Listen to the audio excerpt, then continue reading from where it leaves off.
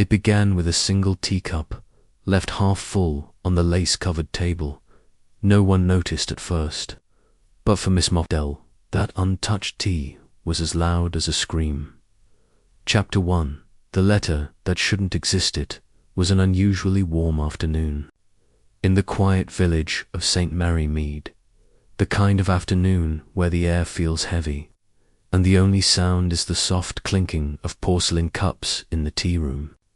Miss Marple sat in her usual corner by the window, knitting needles flashing in the sun. Her eyes, though, were not on her stitches. They were fixed on a letter in her hand, yellowed at the edges, smelling faintly of lavender and arsenic. The letter had arrived without a return address, tucked inside the Times newspaper that her neighbour, Mr. Pritchard, had left on her doorstep. The handwriting was elegant, looping, the kind you might see in a Victorian diary. But what the letter said was not polite, not charming, not even remotely harmless. You know too much about the incident. The mind can be poisoned long before the body. Miss Marple read it twice, then a third time. She could feel the weight of each word pressing against her chest like a cold hand. This wasn't a threat in the usual sense. It wasn't about harm to her body, but to her mind, and that made it infinitely more dangerous. The village of St. Mary Mead had always been a place of gossip and secrets, but lately there had been a new undercurrent. People seemed distracted, forgetful. Even the ever-sharp Mrs. Hartley had left her purse in the butcher's shop and couldn't remember walking there at all. Old Mr. Beeton had started speaking in fragments, as though whole parts of his memory had been quietly erased. Miss Marple had noticed these oddities in passing small things, just enough to tickle the back of her mind. But this letter made them click into place. Someone, somewhere, wasn't just gossiping in St. Mary Mead. Someone was tampering with thoughts. The letter, she realized, must have been the postman never left anything inside the newspaper, and the timing suggested that the sender had been close, possibly even watching. She set down her knitting rows and walked toward her bookshelf. Hidden behind the complete works of Shakespeare was a small tin box where she kept things that weren't meant for public eye's gaze. Receipts, and now this letter. She locked it away, then made herself another cup of tea. People often underestimated Miss Marple's habits. They thought her tea drinking and knitting were marks of a harmless old lady. In truth, they were her camouflage, and today she intended to stay invisible until she knew who had written that letter. Her first step was to trace the paper itself. She knew, from years of paying attention to the small, overlooked details, that the texture of a letter could tell as much as its words. This one was thick, almost velvety, with faint watermarking, Eldergate, fine stationers, a shop long closed in London. The only person in the village she could think of who still had supplies from Eldergate was the retired solicitor, Mr. Andrew Linton. Mr. Linton, however, hadn't left his home in weeks due to what he called nervous troubles. She decided to pay him a friendly visit the next morning. Until then, she would keep her ears open in the village. As she stepped outside to gather her evening roses, Miss Marple caught sight of something strange. Mr. Pritchard, the very neighbour who had brought her the paper, was standing across the lane, staring blankly at her hedge, as though trying to remember why he was there. When she called his name, he jumped, muttered something about just passing, and hurried off. His hand, she noticed, was trembling. Back inside, she returned to her chair, picked up her knitting, and let her mind unravel the day's threads. A letter with no address, villagers losing pieces of their memory, a solicitor with rare stationery, and the hint of poison, not for the body. but for the mind. Somewhere, she knew, the first move had already been made, and she had just been invited to play. Chapter 2. The solicitor's shaking hand the next morning. Miss Marple arrived at Mr. Linton's ivy-covered cottage under the polite pretense of bringing him a jar of homemade quince jam. But the moment he opened the door, she saw the truth. In his pallid skin and jittering movements, this was a man under siege from something invisible. His study, cluttered with unopened letters and stacks of old legal documents, smelled faintly of camphor and stale ink, and while he poured her tea with the precision of habit, his eyes darted to the corners of the room as if expecting someone or something to step out. As they talked, she subtly steered the conversation toward stationery, feigning interest in old correspondence, and when she mentioned Eldergate Fine Stationers, a tremor passed through his hand so violently that a drop of tea splashed onto the saucer. He covered the reaction with a weak laugh, muttering about old times, but his gaze slipped to a locked cabinet behind his desks just for a heartbeat, yet enough for her to mark it. Moments later, she noticed a stack of envelopes inside an open drawer, all made from the same thick, velvety paper, though curiously, none bore stamps, addresses, or even names, as though they had been prepared for delivery within the village itself. When she pressed lightly, suggesting that local minds seemed troubled of late, his expression hardened into a mask, and he insisted she leave her too abruptly for a man supposedly longing for company yet. As she stepped back into the crisp air, she caught a flicker of movement at the attic window above, the silhouette of a tall figure, motionless and watching, its face obscured by the morning glare. Chapter 3. The man in the attic window. Miss Marple returned to her cottage with the image of that unmoving silhouette burning in her thoughts. A figure in an attic window was not, in itself, remarkable. Many houses in St. Mary Mead had unused upper rooms, but it was the stillness that troubled her. Most people, when spotted unexpectedly, give some sign of surprise, a flinch, a step back, a turn away. This figure had done nothing.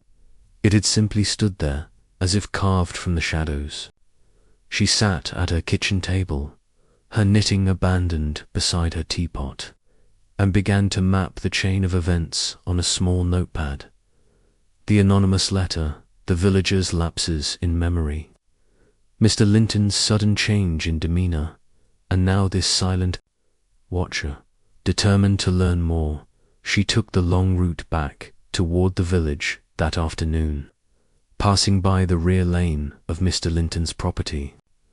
From this vantage point, she could see that the attic window looked over an unkempt garden, its once orderly hedges now gone wild. What caught her eye, however, was a path faint, but present leading from the back gate toward the woods beyond. The grass was bent in the way that comes from repeated passage, though not enough to suggest the daily tread of its owner. It was the kind of path someone used when they didn't want to be seen on the main road as she lingered by the lane. Pretending to adjust her shopping basket, the back gate creaked open. A man emerged, not Mr. Linton, but someone younger, taller, wearing a flat cap pulled low and a scarf despite the mild weather. He carried a small wooden case, the kind used by doctors or apothecaries in earlier decades. His stride was quick, purposeful, but not hurried enough to draw suspicion from a casual observer. Miss Marple, however, was no casual observer. She recognized the gaiter's slight favouring of the right leg as belonging to a man she had once seen in the market years ago, selling medicinal tonics that the local physician had called utter nonsense. He had left the village soon after. Following a quiet warning from the constable, her mind began stitching possibilities together. Could this man be the supplier of whatever was affecting the villagers' minds? If so, Why operate from Mr. Linton's attic hand? Why involve a retired solicitor at all? The answer, she suspected, lay in the locked cabinet she had noticed earlier. That evening, she kept her lamps low and sat by the window, watching the village street. Sure enough, just before dusk, she saw the same man return, but this time he was not carrying the wooden case. Instead, he had a bundle of envelopes tucked under his arm, their cream-colored edges catching the last of the sunlight. He paused outside the post office, glanced around in a way that was far too careful to be casual, and then slipped inside. By the time he emerged, the bundle was gone. But rather than heading back toward Mr. Linton's home, he crossed the street and vanished down a narrow alley between the bakers and the drapers. Miss Marple knew that Alley Wellet was a shortcut to the back of the vicarage, and the vicar, as it happened, had recently begun complaining of strange forgetfulness during his Sunday sermons. She felt the net tightening. Someone was distributing more than letters, someone was delivering something else, something that could slip past suspicion in plain sight. And the attic figure, whoever he was, seemed to be at the heart of it. Miss Marple decided that her next step would not be to confront, but to infiltrate. If the mind was being poisoned, she would need to understand not just the how, but the why. And that meant seeing the attic for herself under cover of darkness, before the watcher knew she was watching him. Chapter 4. The Night of Quiet Footsteps. The night Miss Marple chose for her investigation was one of those damp, windless evenings when the village seemed to sink into itself, every window curtained, every chimney exhaling slow threads of smoke. She waited until well after 10, when even the pub's last patrons had shuffled home, before slipping on her stout walking shoes and a heavy shawl. Darkness in St. Mary Mead was a different kind of darkness, velvety, the sort that swallows up sound as well as light, and Miss Marple knew how to use it. She took the long way to Mr. Linton's property, avoiding the main lane, circling instead through a small meadow where the grass was still wet from an earlier mist. By the time she reached the back of his garden, she was certain no one had seen her leave her cottage. The garden itself felt wrong, not just overgrown, but neglected with intent, as if someone wanted it to appear abandoned. The faint path she had noticed the day before glimmered under the moonlight, and she followed it to the side of the house, keeping to the shadow of the hedge. The attic window above was dark now, no silhouette. No watching figure, but a single faint glow bled from one of the smaller windows on the upper floor. It flickered, as though coming from a lamp rather than electric light. Miss Marple noted this with interest. The use of lamplight, especially in a house with electricity, often meant someone wanted illumination without attracting attention. She tested the back door and found it locked, as expected. But the small pantry window, slightly ajar to let in air, proved a better option. It was a tight squeeze for a woman of her age, but Miss Marple was surprisingly agile when the occasion demanded. She eased herself inside, landing softly on the pantry tiles. The smell hit her first sharp chemical, and oddly sweet, like crushed bitter almonds mingled with something medicinal. She took a slow breath, storing the scent in her memory. Moving through the house with deliberate care, she found the study as she'd seen it before. Piles of paper, the desk cluttered, the locked cabinet in its place. She resisted the temptation to inspect it immediately, focusing instead on the staircase that led upward. Each step groaned faintly, so she shifted her weight with the care of a cat, pausing between steps to listen. From above came the soft, rhythmic sound of footsteps, slow, deliberate, pacing from one side of the attic to the other. They stopped, then started again, as though the person was either deep in thought or keeping a watch over something unseen.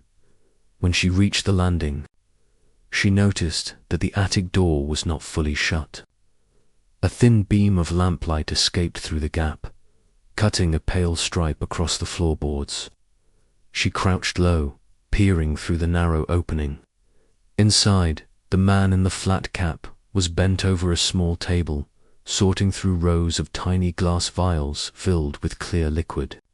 Beside them lay stacks of envelopes, tentacled to the ones she had seen under his arm the evening beforehand, a mortar and pestle dusted with some fine white powder.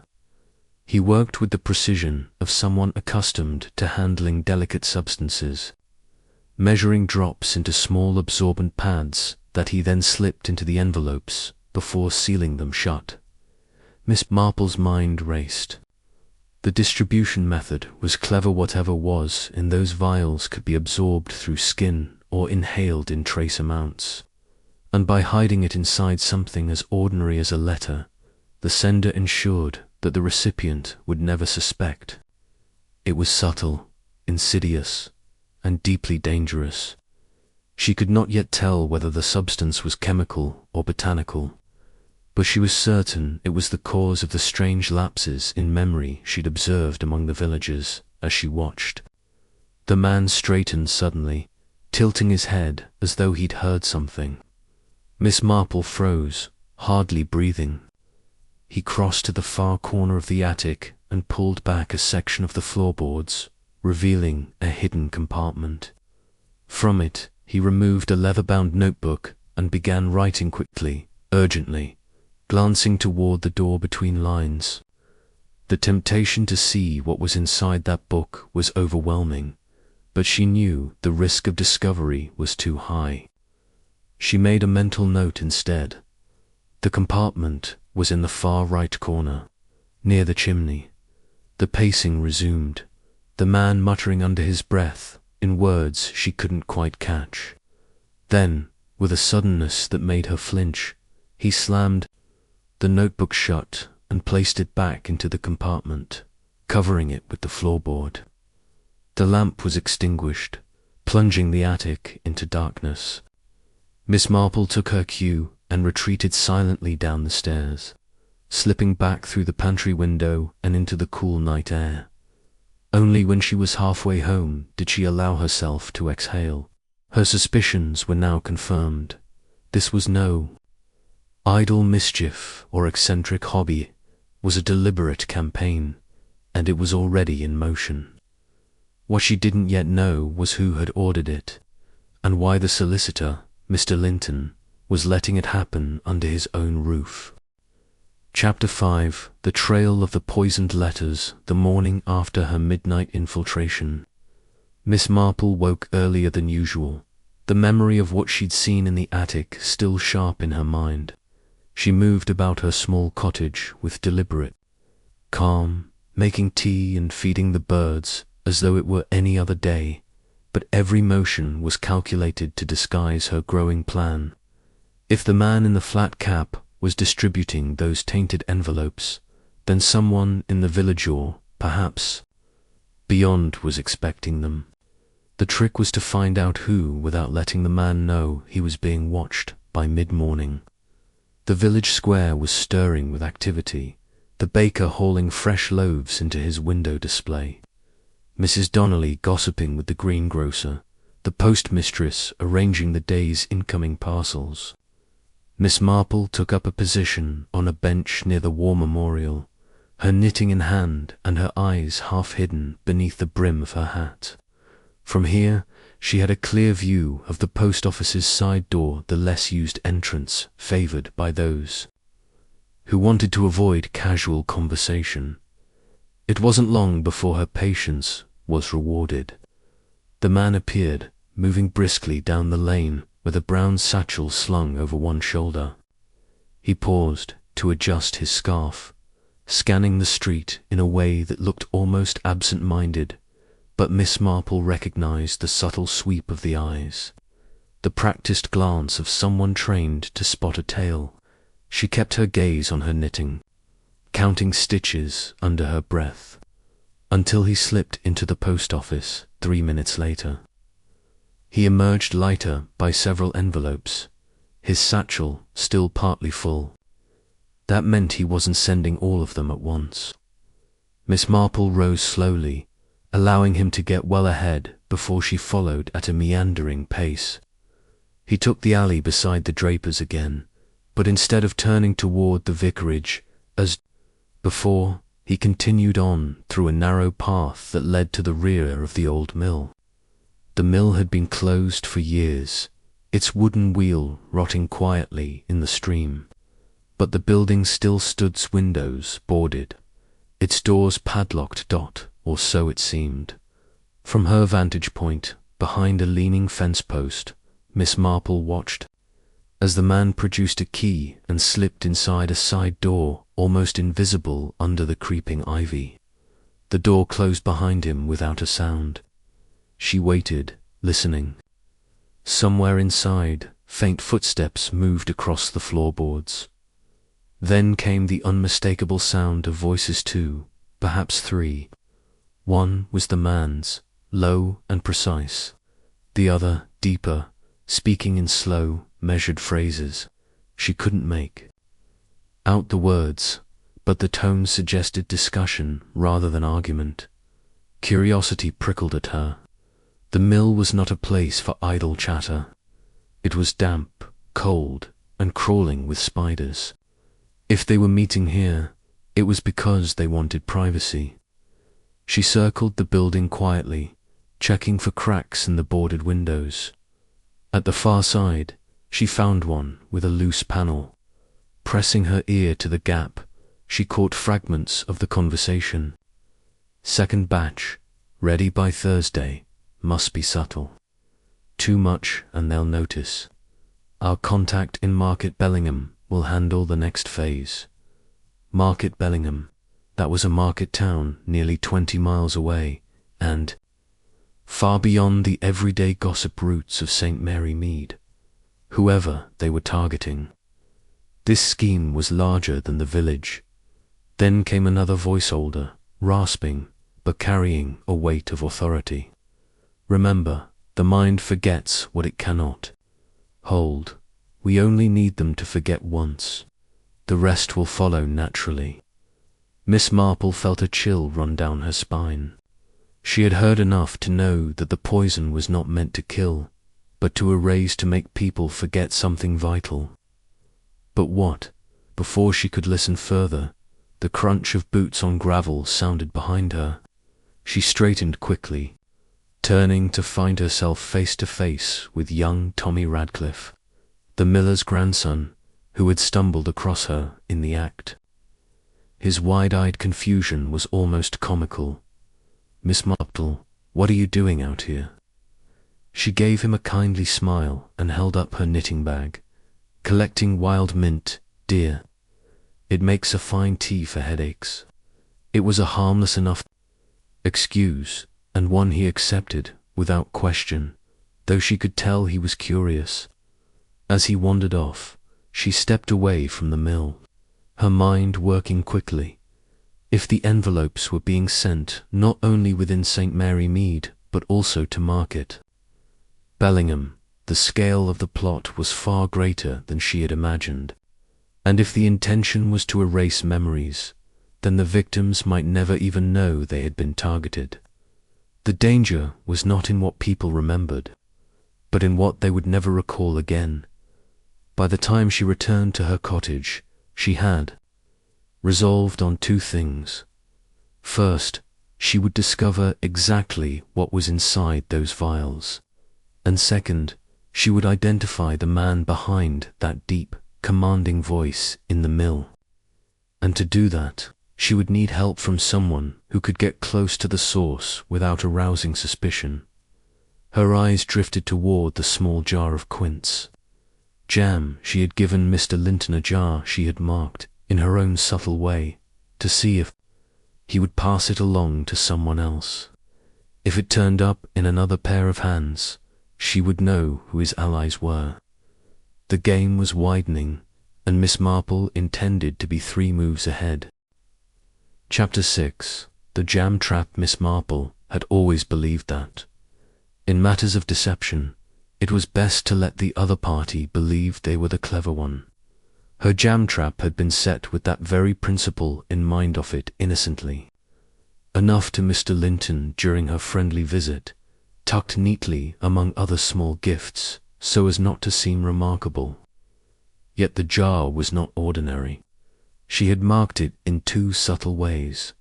First, by tearing the corner of the label just enough to be noticeable to a trained eye, and second, by making a tiny, nearly invisible prick in the lid, one that could be felt only if one knew it was there. It was her way of tracking whether the jar changed hands. She suspected it would not stay in Mr. Linton's pantry for long. And she was right.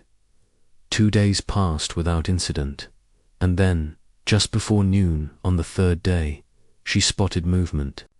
From her kitchen window, Mr. Linton's maid, a brisk young woman with a talent for avoiding conversation, was leaving the solicitor's cottage, carrying a small woven basket filled with bread, cheese, and the very jar of quince jam in question. Miss Marple, secateurs still in hand from trimming her roses, slipped on her shawl and followed at a distance, careful to keep to hedgerows and side paths where possible. The maid walked quickly, never glancing over her shoulder, heading toward the far end of the village, where the houses gave way to larger estates. Her destination proved to be the well-kept home of Mrs. Evelyn Partridge, a widow of comfortable means and sharp social instincts, known equally for her well-appointed bridge parties and her discreet dealings with friends in larger towns. Miss Marple lingered by the hedge, pretending to admire a flowering lilac, as the maid handed the basket over.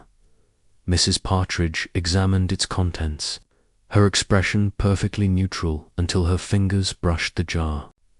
Then came the faintest flicker of satisfaction, quickly masked, as she set it aside without comment. Miss Marple noted the way the maid received no payment, no thanks, only a nod, as though the exchange had been prearranged and long understood.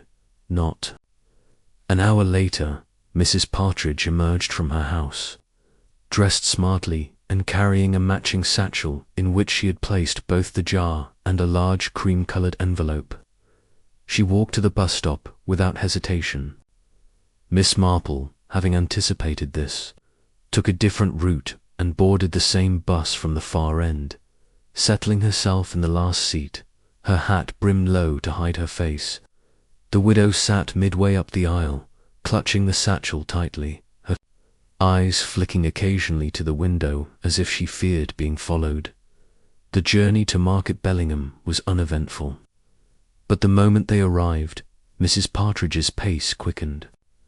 She cut through the busy square, avoiding the main thoroughfare, and entered a narrow street lined with shuttered shop fronts. At the very end, she stopped before a once respectable apothecariat's, paint peeling, windows dusty, and sign barely legible. Miss Marple saw her knock 3 times in quick succession.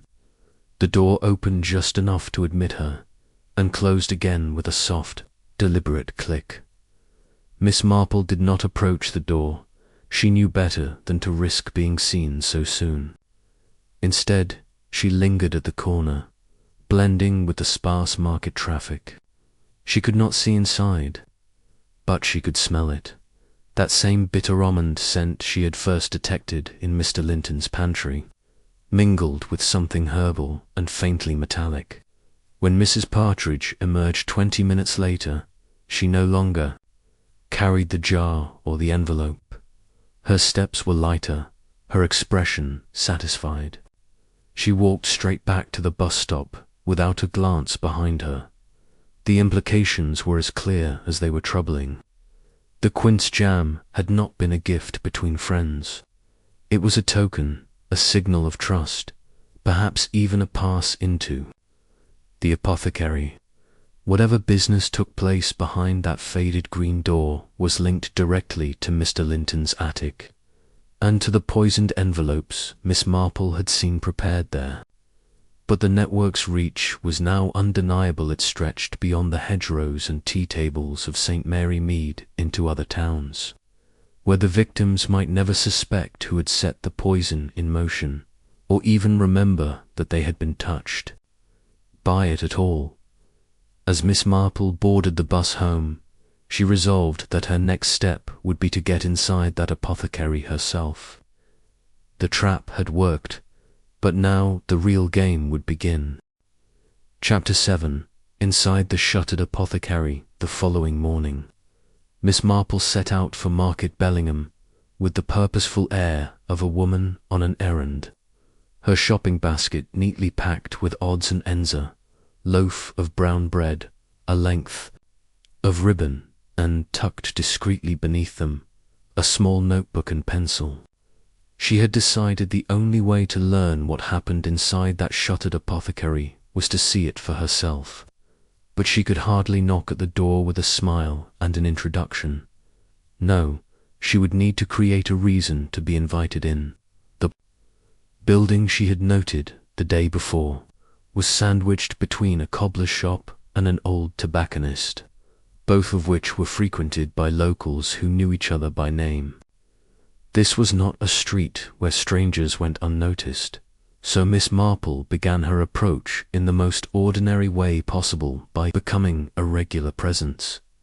For 2 days she lingered about the cobbler's, praising his workmanship and asking harmless questions about the market. She bought a pouch of tobacco for a nephew, which the tobacconist accepted without surprise, though with a curious glance at her hands, clearly not accustomed to such purchases. By the 3rd morning she had learned the rhythms of the street. The cobbler took his tea at 10.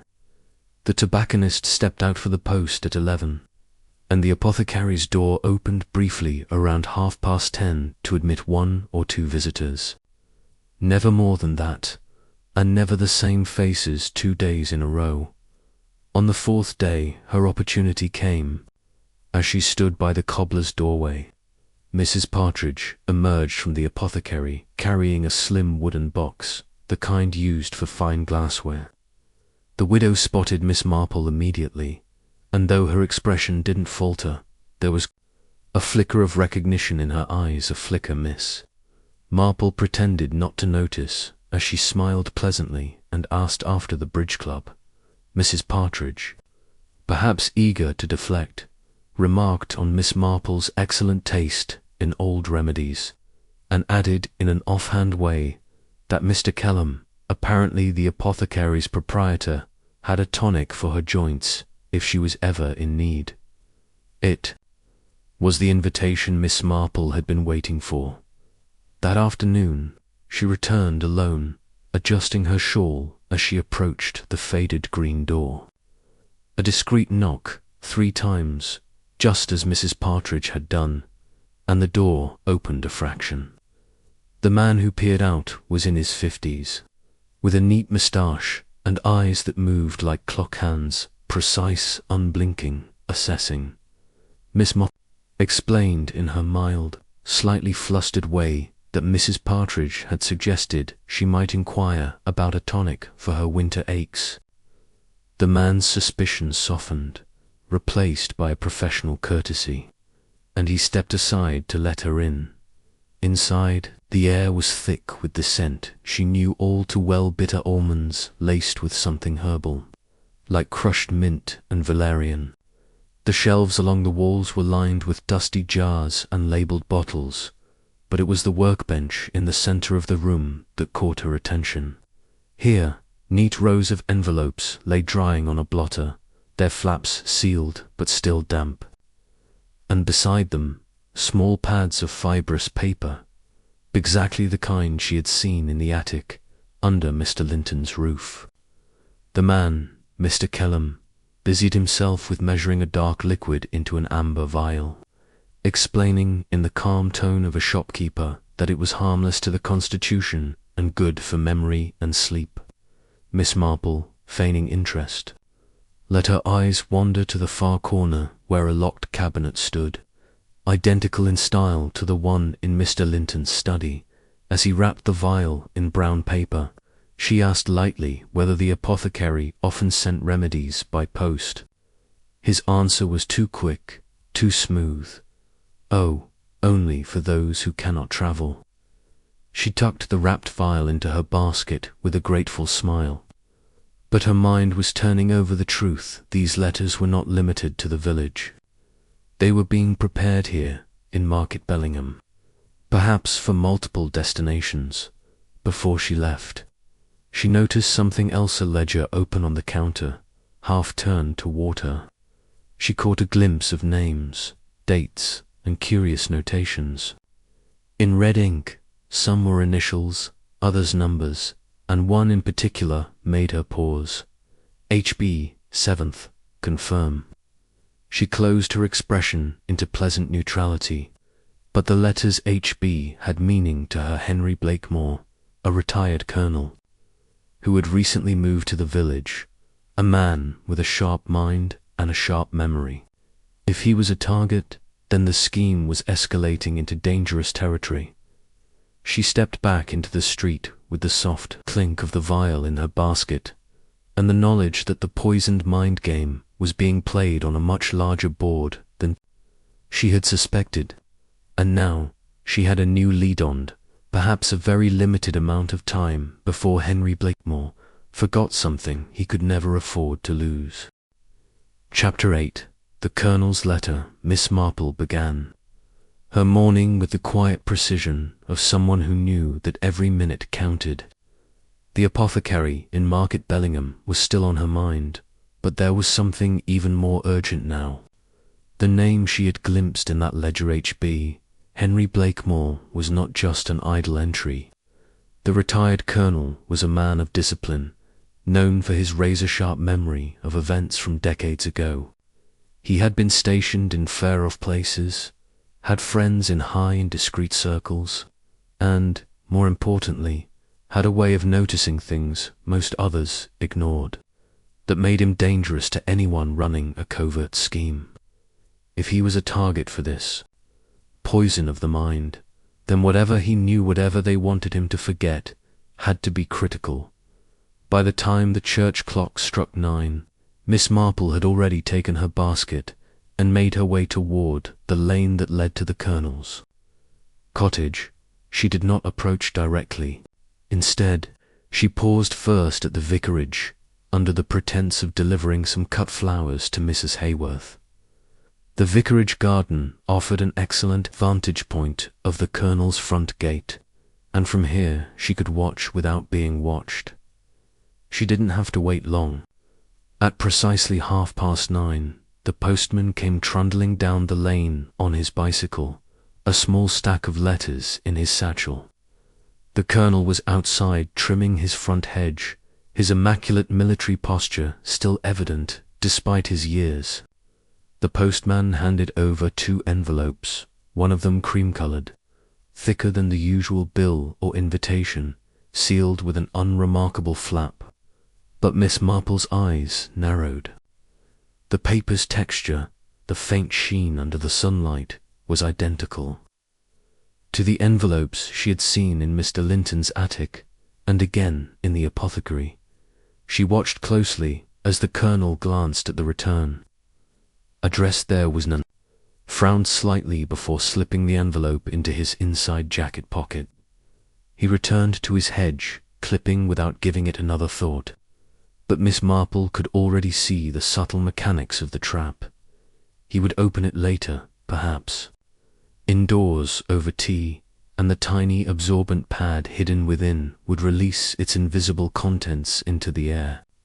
If the pattern held, the effects would begin within hours: confusion, gaps in memory, lapses in focus, followed by a slow, permanent erasure of whatever fact the sender wanted gone. Miss Marple knew she had to intervene, but simply marching up to the Colonel and demanding the letter would arouse suspicion, and, if he read it before she could stop him, the opportunity would be lost. Instead, she made her move. Slipping out of the vicarage garden, she walked casually down the lane. greeting the colonel as though she had just been passing by. "Ah, Colonel," she called with a cheerful wave, "I've brought you some of my special scone straight from the oven. I fear they won't be nearly as good if you wait until later." The colonel, ever polite, invited her in, over tea. She kept him talking about his time in Burma, coaxing stories from him with genuine interest while keeping her eyes subtly on the jacket where the letter still rested. When he rose to fetch more cups, she acted a deft reach into the pocket, a smooth withdrawal of the envelope, and she had it in her lap, hidden by the folds of her skirt. She slipped it into her knitting bag without breaking the flow of their conversation. Once home, she examined the letter under the good light of her sitting room. The flap had been sealed in such a way that opening it without damage was nearly impossible, but Miss Marple had a trick for that steam. Over the kettle, the glue softened, and the flap lifted without tearing. Inside was a single sheet of folded paper, blank except for a faint, penciled number in one corner, 37. It meant nothing to her at first, but tucked into the fold was the real dangerous square of fibrous paper, its edges damp with an oily residue. The scent was subtle but unmistakable, the same bitter almond mixed with herbs that she had smelled in the attic and apothecary. She wrapped the pad in waxed paper, sealed it in a tin, and placed it on a high shelf well out of harm's way. The number 37 puzzled her. It could be a code, a date, an address, or perhaps a position in a larger list of recipients. Whatever it was, the colonel's letter was part of a sequence, and if she could decode it, she might uncover the entire distribution chain. Her next challenge was delicate. She couldn't return the letter empty without arousing the colonel's suspicion, so she wrote a harmless note in neat, anonymous handwriting. "Do not trust what is missing," folded it into the original envelope, resealed it, and returned to the colonel's cottage later that afternoon with the excuse that she had found the envelope outside his gate, perhaps blown from his pocket earlier. He accepted it with mild thanks, clearly thinking little of it, and Miss Marple hoped that when he opened it, the cryptic warning might at least make him pause before trusting anything that suddenly slipped his mind. That evening, she sat at her writing desk, her mind arranging the pieces like a chessboard, the jar of jam to Mrs. Partridge, the shuttered apothecary, the ledger with HB 7th confirm, and now this envelope marked 37. The scheme was larger and more organized than she had imagined, and the poison, whatever its exact composition, was subtle enough to evade detection until it was too late. The colonel had been one move away from forgetting something vital, and there were surely dozens more like him. Her resolve hardened. She would need to return to Market Bellingham, get closer to Mr. Kellam's ledger, and find out just how many numbers there were and whose names they stood for. The poisoned mind was no longer a mystery, it was an infection, and it was spreading. The question was, could she stop it before the next number came due? Chapter 9. The Ledger of Names. Miss Marple rose before dawn. The sky still a pale wash of grey over St. Mary Mead, her mind fixed on the one objective that had taken root overnight. She had to see Mr. Kellam's ledger. That book was the heartbeat of the entire operation. She was certain of it. If she could read even a handful of its entries, she might understand not only who had been targeted, but also why. The 37 on Colonel Blakemore's envelope had confirmed her suspicion that the scheme was numbered, systematic, and methodical, and any plot that followed such meticulous record-keeping could, with luck, be dismantled by following those same records back to their source. She dressed plainly, choosing a faded coat and a plain straw hat cloth that would let her melt into the background of Market Bellingham's streets without drawing attention.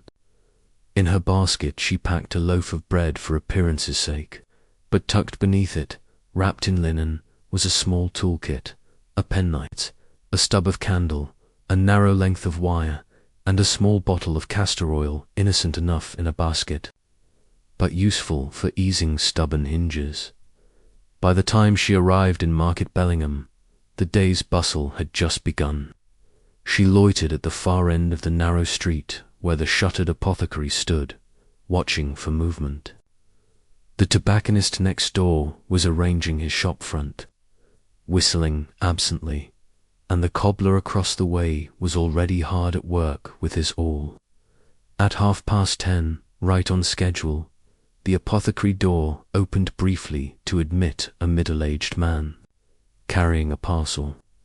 This gave her the piece of information she needed.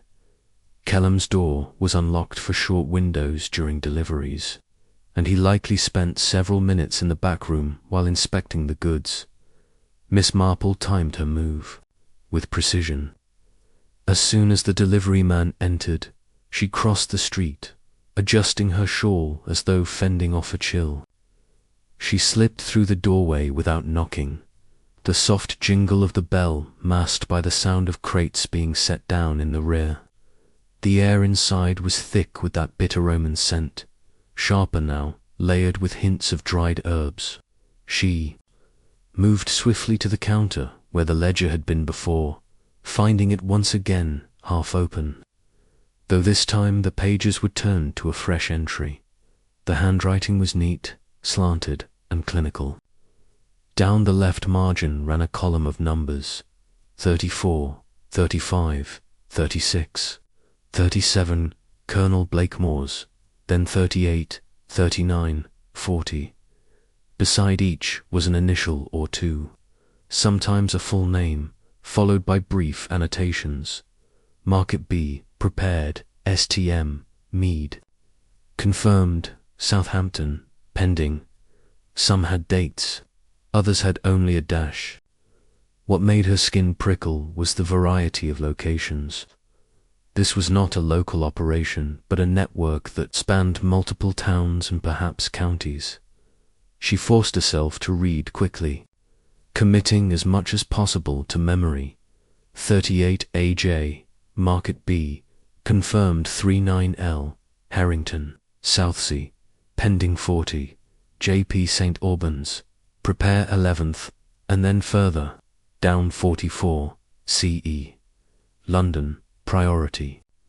45 RD Brighton, confirmed by Epish, she realized. Must be Mrs. Partridge. The pages also contained cryptic marks in red ink, small dots beside certain names, triangles next to others.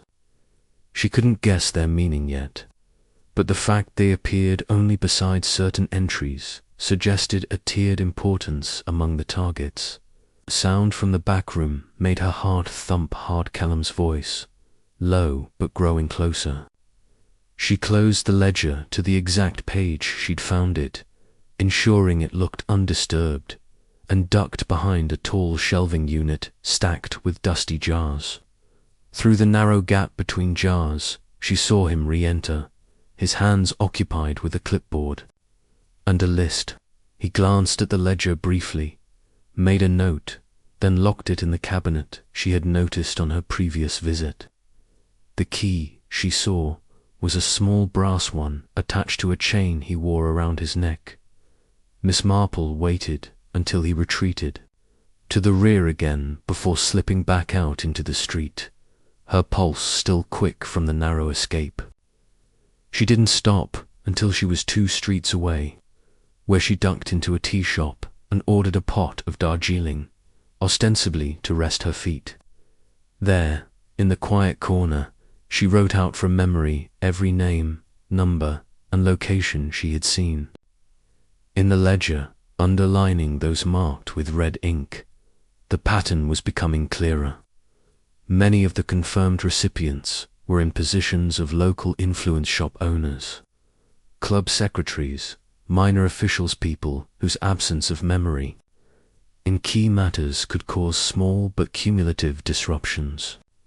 The higher numbered entries marked as priority were in larger cities, suggesting the scheme was building toward a wider, perhaps national reach. It struck her then, with chilling clarity, this was not merely a plot to confuse or inconvenience. This was a coordinated effort to erase certain facts or events from the minds of people scattered across the country, and the targets were being selected with strategic precision. Someone, somewhere, had a vision of a future shaped not by what people remembered, but by what they could be made to forget. As she left the tea shop, she knew her next step was inevitable. She had to identify the mastermind, the person compiling these names, giving orders to Kellum, to Mrs. Partridge, to the man in the attic. And for that, she would have to step out of the role of a quiet observer and into the far more dangerous role of an active disruptor. The net was tightening, but whether it would close around her or around them remained to be seen. Chapter 10. The Poisoner's Mind. The evening air over St. Mary Mead was damp and heavy, the kind that seemed to muffle sound and deepen shadows. Miss Marple sat in her small parlour, the list of names from Mr. Kellum's ledger spread across the table like a war map. The gaslight above her flickered faintly, casting every entry in an uneven, almost ominous glow. She had spent the day contacting trusted acquaintances quietly, without attracting notice, asking them to confirm addresses, positions, and peculiar behaviors of those on the list. What had come back to her was confirmation of her worst suspicion. The poison had already been at work for months, and its reach extended far beyond Market Bellingham. Some of the names marked with priority had, in the past weeks, suddenly abandoned projects, reversed decisions, or forgotten critical agreements. One London magistrate had inexplicably dismissed a case involving a prominent shipping firm. A Brighton alderman had neglected to file an important petition. A school headmistress in St. Albans had failed to recall a long-standing arrangement with a charity. These were not random lapses, they were precision strikes, removing barriers or altering outcomes in favour of someone operating in the shadows. Miss Marple knew that someone was in the village now. The number sequence in the ledger told her that 46 was next, and the notation beside it, SM Mead confirm, 13th, made her throat tighten. That was tomorrow. And worse still, the initials next to it were JM. She had no doubt it meant Jane Marple. That realization came with an odd calm. If she was the target, she would have one advantage. She could anticipate the method. The trap would almost certainly come in the form of a letter, delivered under some harmless pretext, the poisoned pad inside timed to catch her off guard. That meant she could reverse it, turn their method against them, and draw out the mastermind. At first light, she set her plan into motion. She penned a short, seemingly innocuous note addressed to Mrs. Partridge, thanking her for the lovely conversation and promising to send along a recipe. But inside, wrapped in paper, she enclosed a harmless substitute for the real poisoner. Small sachet of lavender dust, which, when disturbed, would release a noticeable, harmless scent. The point was not to harm, but to track, for she knew that whoever truly ran this scheme would inspect or handle the letters passing through their chain, and the lavender would betray them to her. She left the envelope in plain sight on her garden wall, knowing Mrs. Partridge would not be able to resist collecting it when she passed. Sure enough, within an hour it was gone. That afternoon, the final act began. A boy from the post office arrived with a cream-coloured envelope for her, identical in weight and sheen to all the others she had seen. She accepted it with a smile, thanked him, and instead of opening it, placed it directly into a tin box lined with damp cloth to keep the vapors contained. Then she waited. At precisely 6:30, a knock came at her door. She opened it too. Find not Mrs. Partridge, nor Mr. Kellum, but a tall, elegant man in a dark coat, someone she had never seen before. His voice was smooth, cultured, with the faintest foreign inflection. "Miss Marple," he said, inclining his head, "I believe you have something of mine." Her eyes rested on his gloved hands, slightly dusted with lavender. "Oh, she replied mildly, "I believe you have something of mine as well." For a moment they regarded each other in perfect stillness. Then, with an indulgent smile, he stepped inside, uninvited but confident, like a cat walking into a room it already owns. He introduced himself as Victor Caro, an importer of rare botanical goods. The euphemism was almost laughable. As they talked, his careful phrasing revealed more than he intended. He spoke of adjusting situations and ensuring smoother outcomes for certain clients, all without leaving a trace. He never named them, but his pride in his own cleverness was clear. Miss Marple listened politely, all the while noting his subtle tics, the way he avoided sitting too near the tin on her desk, the faint tightening of his jaw when she mentioned Colonel Blakemore's Miss, the flicker of surprise when she hinted at the ledger's existence. Finally, she set her teacup down and leaned forward. "You've been quite thorough, Mr. Caro, but you've overlooked something rather important." "And what is that, Miss Marple?" His tone was half amusement, half warning. "That I have friends in places you consider insignificant, a vicar's wife, a shopkeeper, a retired colonel, people who, when they see a pattern, can't help but talk, and when they talk to me, I write things down." She tapped the stack of papers beside her. Names, dates, locations, copies, of course. One set is already in the hands of an inspector in Southampton, another with a magistrate in London. If I should forget any of this, they won't. For the first time, the mask slipped. His eyes narrowed, and a muscle twitched in his cheek. But he was too practiced to lash out. Instead, he straightened, gave a curt bow, and said, "You've made this inconvenient." That, Miss Marple said sweetly, was rather the point. Without another word, he turned and left, his footsteps measured and deliberate. She watched from the window as he disappeared into the deepening dusk, knowing that while this battle was over, the war was far from won. Men like Caro did not vanish, they regrouped. But for now, the chain of poisoned letters was broken, the ledger in police hands, and the people of Market Bellingham and St. Mary Mead could breathe a little easier as she sat back in her chair. The kettle began to whistle. She smiled to herself, poured a fresh cup of tea, and took up her knitting. "Well," she murmured, "that's another puzzle finished." And somewhere in the dark, a man in a black coat boarded a train, lavender still clinging faintly to his gloves.